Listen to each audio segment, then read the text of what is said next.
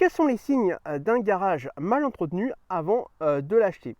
Donc effectivement, il peut être intéressant d'acheter un garage mal entretenu. Alors pourquoi? Tout simplement parce qu'en fait, lorsque vous tombez sur une annonce ou lors de votre visite sur un garage que vous estimez mal entretenu, ça veut dire que derrière il y a une bonne affaire à faire. Ça veut dire que généralement le prix est assez bas ou alors qu'il y a une forte base de négociation pour pouvoir faire une excellente affaire. Dans cette vidéo, je vais vous donner 4 points qui vont vous permettre de savoir si un garage est bien ou mal entretenu avant de l'acheter et de faire une excellente affaire.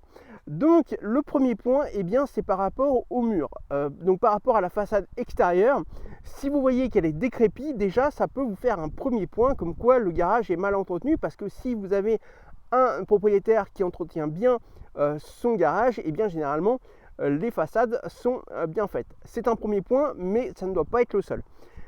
Par rapport au mur intérieur maintenant, si vous constatez que le garage, l'intérieur du garage est humide, effectivement c'est une bonne base de négociation. Ça veut dire qu'il est mal entretenu, ça veut dire qu'il y a par exemple une fuite sur le toit et donc qu'elle n'est pas colmatée et qu'il y a un problème donc avec la toiture, et donc qu'il y a également une base de négociation.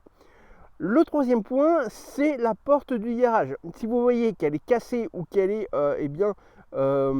très défraîchie, ça veut dire que le propriétaire ne s'occupe pas de son garage et que la porte sera peut-être à changer ou en tout cas à rénover.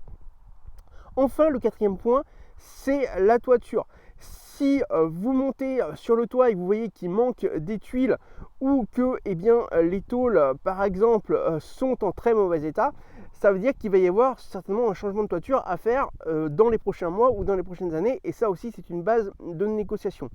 Si vous avez entre 2 et 4 points que je viens de vous citer qui est sur la visite que vous faites par rapport à au garage que vous êtes en train de visiter, ça veut dire que le garage est mal entretenu et ça veut dire que vous avez une base de négociation forte. Donc c'est sur ces points-là qu'il faudra que vous appuyiez pour faire de la négociation et faire éventuellement baisser le prix si vous y arrivez. Donc effectivement, soyez bien conscient de ces points-là qui vont vous permettre de faire des excellentes affaires par rapport à ça. Alors effectivement, ça va être à vous de régler ensuite les problèmes si vous achetez ces garages, mais effectivement, ça va valoir le coup par rapport au prix d'achat que vous allez pouvoir payer.